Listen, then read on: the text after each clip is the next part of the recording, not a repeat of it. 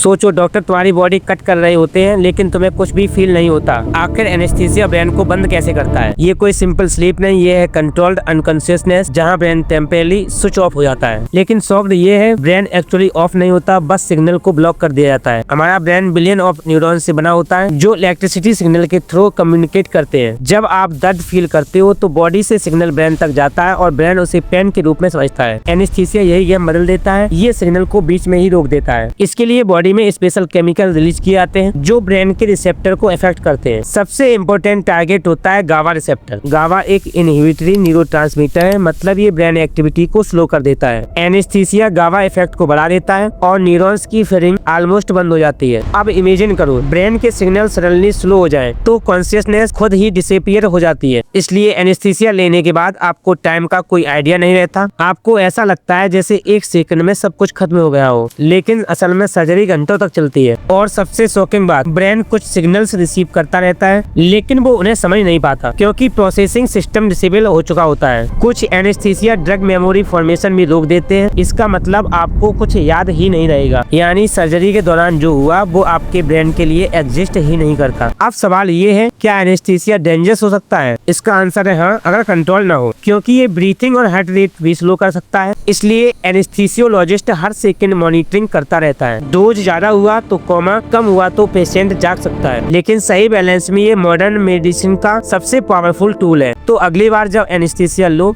तो याद रखना तुम सो नहीं रहे, तुम्हारा ब्रेन टेम्परेली हैक किया जा रहा। कमेंट में जरूर बताना कि एनेस्थीसिया के बारे में आपको पता था या नहीं। लाइक और सब्सक्राइब जरूर करना।